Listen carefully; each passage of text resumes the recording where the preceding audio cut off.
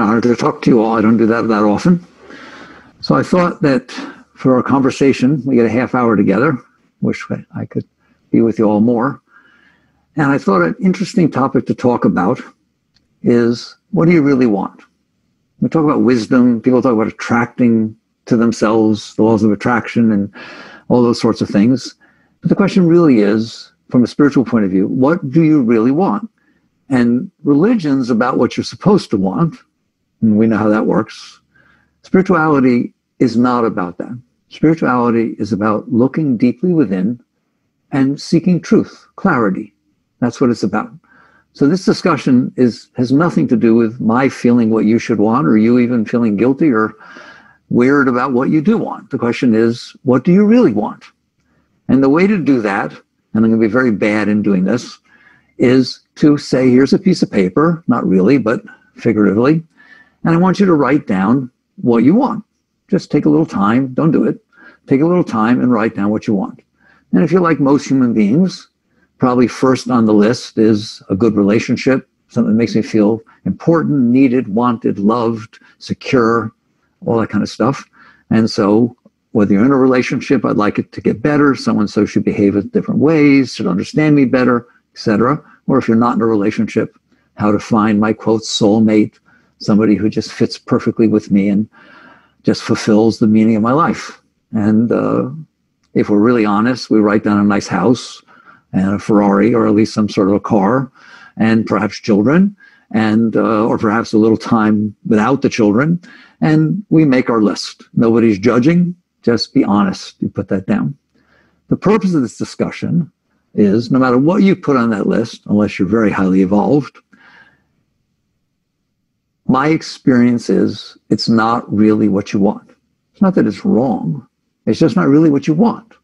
And the way I prove that is as follows. Let's say you put down, I want a relationship.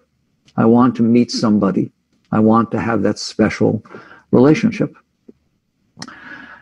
And then I would ask you, what if you walked outside after this conversation and all of a sudden there was this bush in front of you and it started burning like it did to Moses and talking to you. And its opening sentence was, I am the Lord your God, and I would like to discuss some things with you. And said enough things that it knew about you to where you were pretty freaked out that you're actually talking to an omniscient, omnipotent being, or at least bush. And the question that gets asked of you is, what would you like? What do you want? I can grant whatever you want.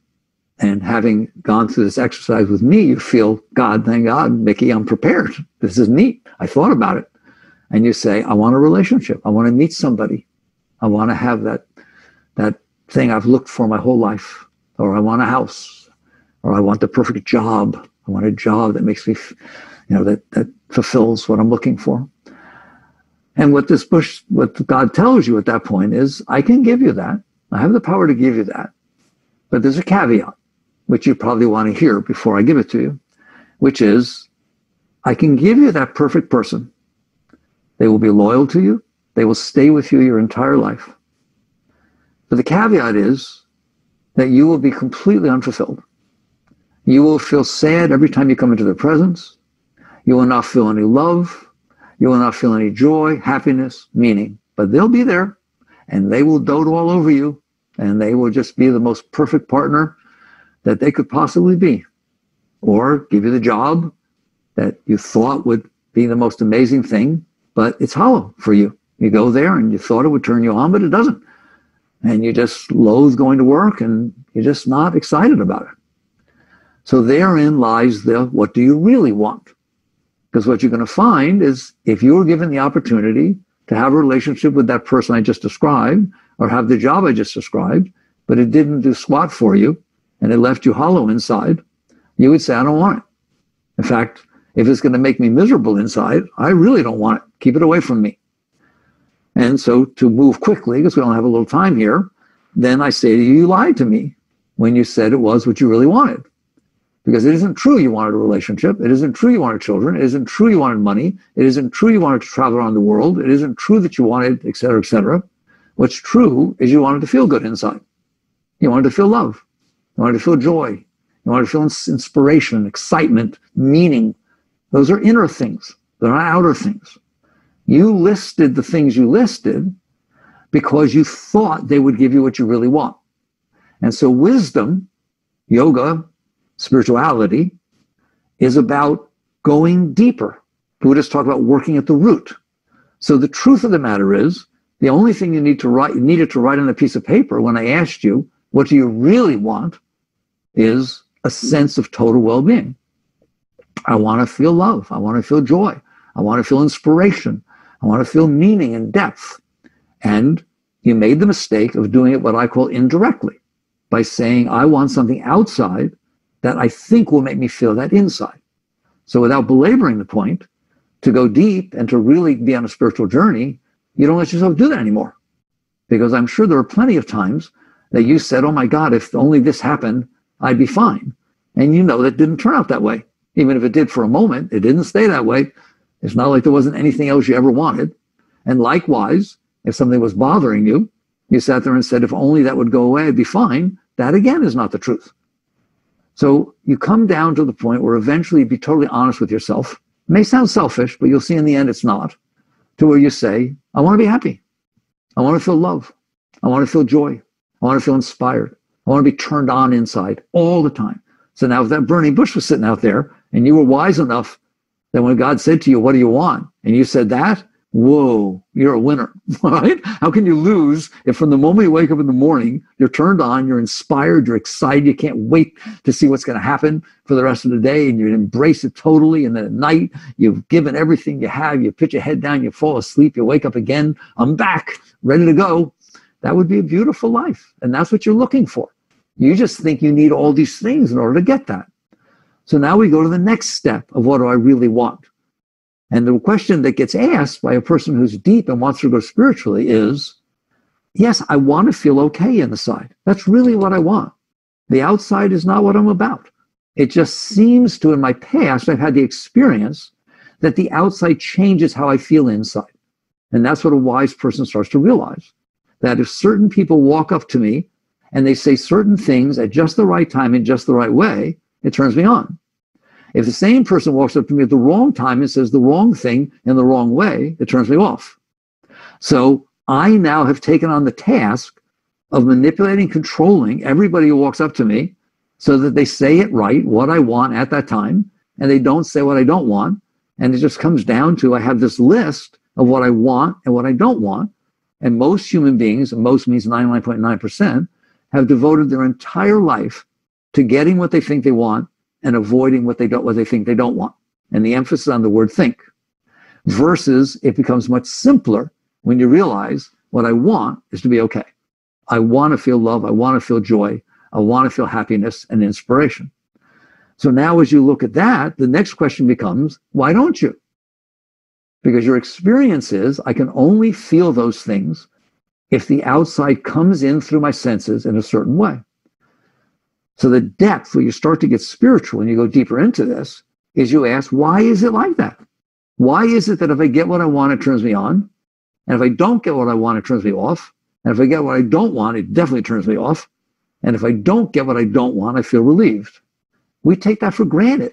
The yogi takes nothing for granted. A spiritual person questions everything. Why is it that the only thing that really turns me on is when the outside world is exactly the way that my inner state decided it wanted it to be? And we could go very deep into this and talk about it a lot, but I want to do it very quickly. You could create any situation. The story I always tell that I use is you just read in the newspaper that there was a 1942 penny that was minted in Denver that's worth $6 million. And the rumor is that it's floating around your neighborhood. Well, all of a sudden, when you go into the store and get change, you're looking at your pennies. And you never looked at them before. They never did anything for you. Now you're excited about getting the. In fact, you asked the cashier, I want it all in pennies, but it's 90 cents. I want pennies. All right? Like your whole mindset changed. Your whole relationship to life changed because you got into your mind the thought that I want to find a 1942 Denver mint penny. And if all of a sudden you are given a penny and you look at it and it says 1942, all this rush of energy and spirit rushes up inside of you, excitement, enthusiasm. And then you see it's got a P for Philadelphia instead of a D. and all this depression and letdown happens inside of you. Don't you realize you're doing that? Prior to you reading that article in the newspaper, there wasn't any penny anybody could give you that would do that to you. You are doing that to yourself. So what you start to realize is that when your mind has a preconceived notion that something will make me happy, you believe that penny would make you happy. So therefore you're looking for it. You want to get it. So you project it out into the world that I'm going to be okay if I find that penny. I'm going to be okay if I find the right relationship. I'm going to be okay if I find the right job. I'm going to be okay, et cetera, et cetera. By doing that, you set up a condition that said, if the world unfolds that way, I will open to it. I will be receptive. The word is open. We're all spiritual people. We understand the word open. It means my mind will be receptive. My heart will be receptive. And it is because you open that you feel the joy. Objects do not give you joy. That which turned you on turns somebody else off. That which turned you on today turned you off yesterday. All you had to do is hear one more thing, and your whole mindset changed. So it is not proper to think that there's something out there that will ring your bell. There is something you decided inside yourself that you will open if it happens, and it is that opening that brings the joy, that brings the love, that brings the light. And that's an absolute truth. It's always that way. Likewise with closing. If you decide, I don't want to see a snake, I don't even want to know there's such a thing as a snake, then your whole life is in big trouble. Because if you see a rope, you think it's a snake and you close down. If on the other hand, you don't have that issue with snakes, you see a rope and it's a rope. And if you happen for a moment to think it's a snake, no big deal. But if your mind has decided, I don't like snakes, I don't want to see a snake, you know what it's going to do to you. So it is this conditioning of the mind, we call a mindset. It's a conditioning of the mind that makes it so that things turn you on and turn you off. And that's where you get your list of what you want and what you don't want. It is not true that you want those things. What you want is something that will open you so that you can feel the joy that is natural when you're open. And you don't want the things that close you so that you get blocked off from any joy and you get this sense of depression. So you have a choice, even right at that point, and we haven't even gone deep yet. You have a choice. Do you want to spend your life deciding what you want and what you don't want, and then chasing it outside?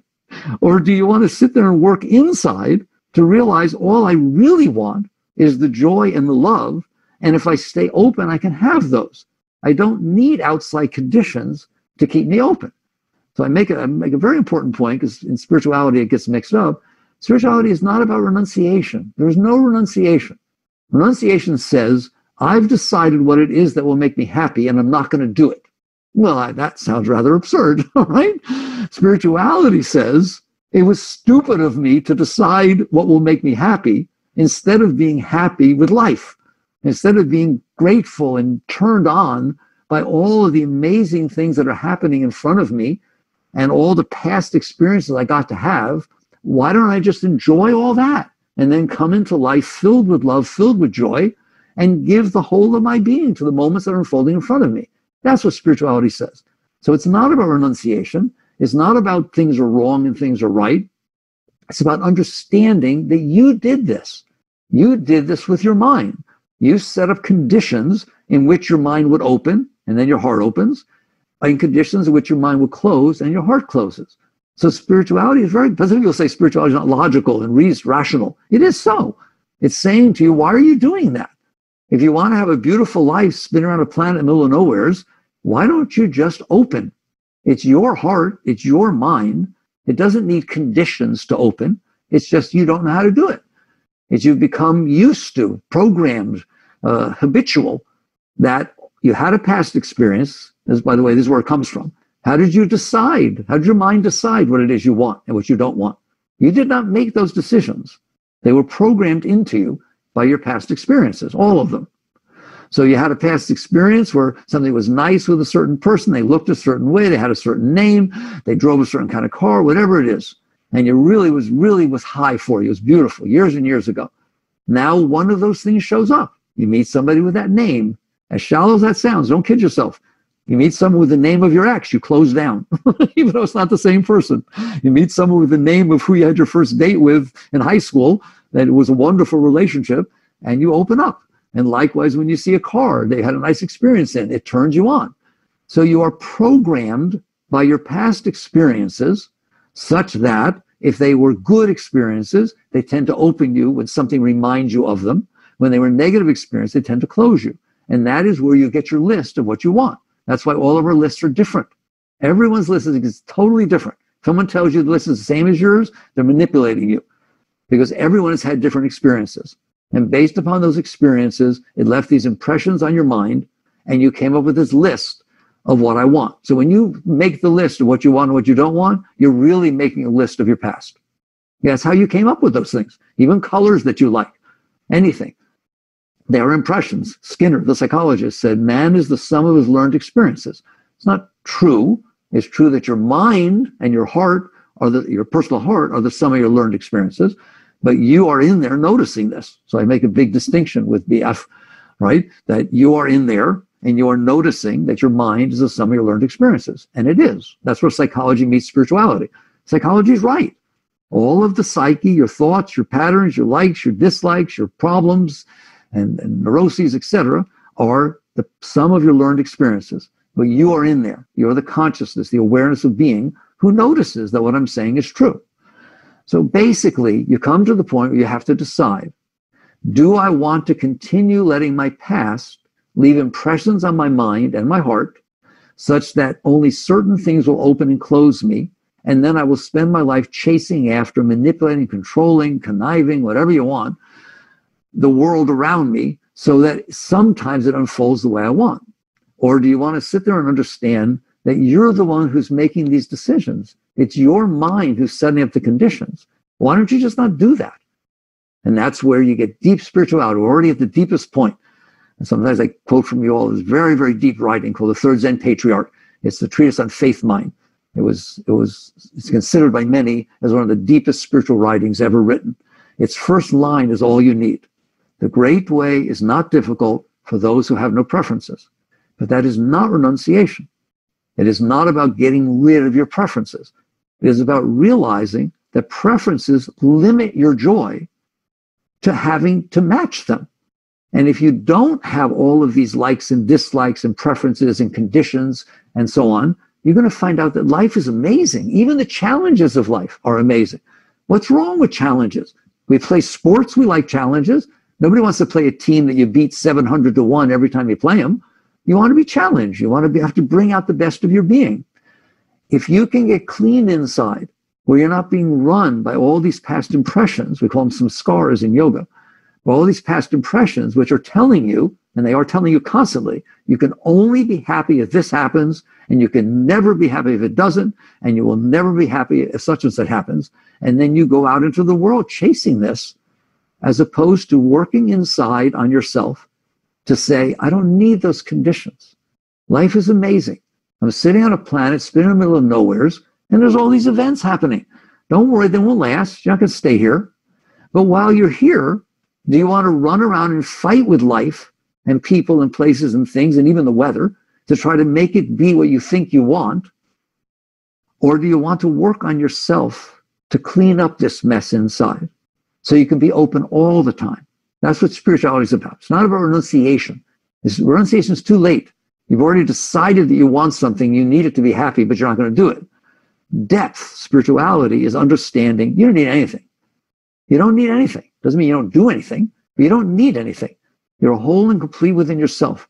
If you open, there is tremendous joy, love, inspiration that wells up inside of you. The moment you open, the moment something happens that you like, watch how fast you feel joy. And if something happens you don't like, watch how fast you close. That is not teaching you about the outside. That's teaching you about the inside. That openness is where it's at. Closedness is not. Openness is what you really want. Because what does opening mean? It's like opening the blinds. If you close the blinds in your house is dark. It's like that chapter in The Untethered Soul, take down the walls. If you close the blinds in your house is dark. Now you have to run around with artificial light trying to figure out how to get some light. If you open the blinds, you don't have to do anything. The light is coming in. But you won't open the blinds until you're sure nobody's out there and only the right people are in your house and everything's exactly what you want. You're afraid to open the blinds. You don't feel comfortable. So you either decide to spend your life trying to build artificial light inside, or you decide to work on yourself so you want to leave the blinds open. Yoga, true spirituality, is about taking off the blinds, take them off the windowsill, throw them out, and never, ever close them ever again. What is the purpose of closing? It makes you sad. It makes you dark. What is depression? Total darkness, total closeness. You have closed off to the flow of the energy. There is no reason for that. There is no excuse for that. This is your world inside. It's your mind. It's your heart. It is your responsibility to not close it. How dare you think you're going to meet somebody who will overcome your tendency to close? What a job. Don't give me that job. You've been in there your whole life building all these impressions that bother you, scare you, and turn you on. And then you say to me as a relationship that it's my responsibility to keep your mind open and your heart open when you're in there closing it all the time? I hope that seems silly and counterproductive. It is your responsibility to keep your mind open. It is your responsibility to keep your heart open.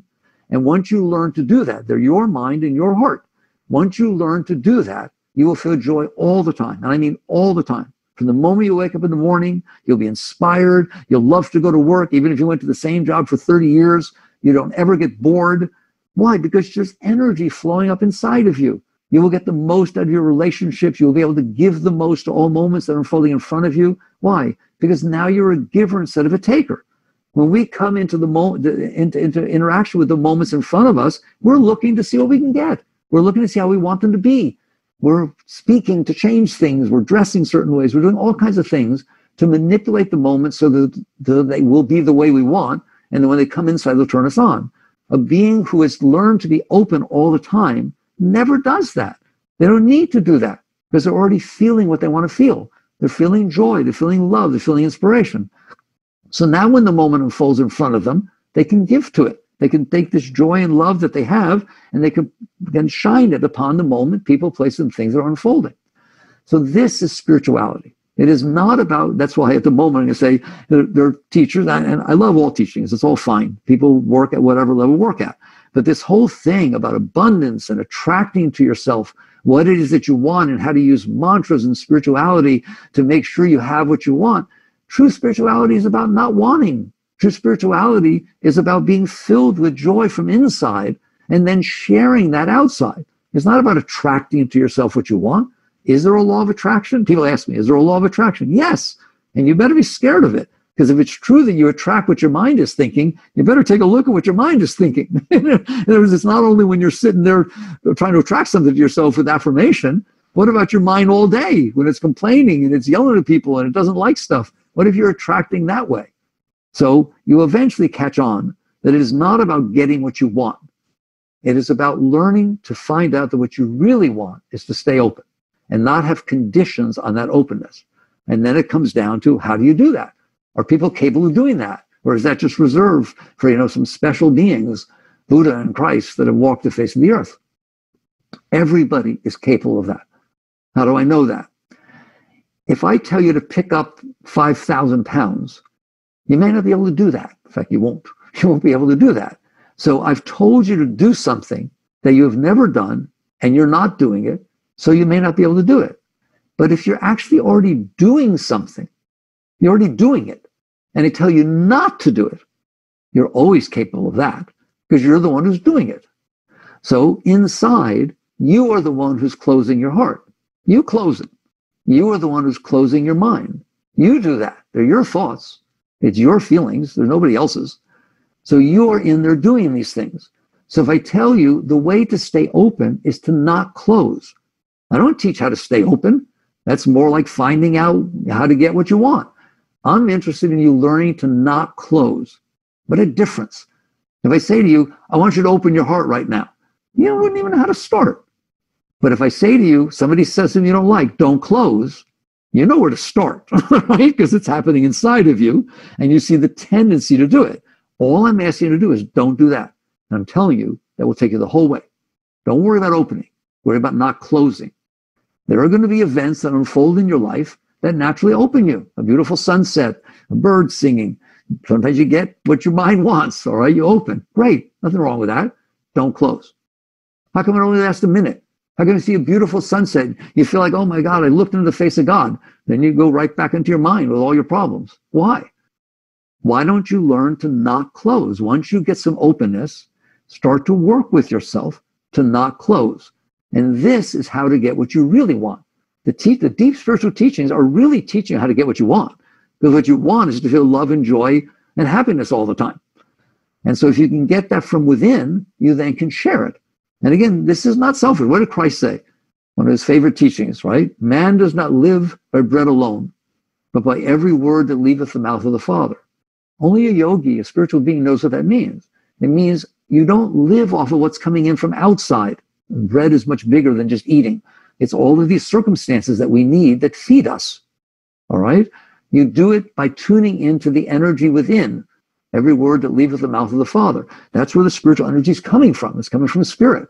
So as you're in there working with yourself, you will find out that if you don't close, you have access to that energy all the time. And I mean all the time. No matter what happens to you, no matter what befalls you, if people are dishonest with you, if you don't get what you want, if somebody else gets the job you want, if you don't get the raise you want, these are not terrible things. These are things that make you close. And when you close, you give up the meaning of your life. You give up your joy. You give up your beauty. You give up your love. You fall in love with somebody. That's beautiful. It's wonderful.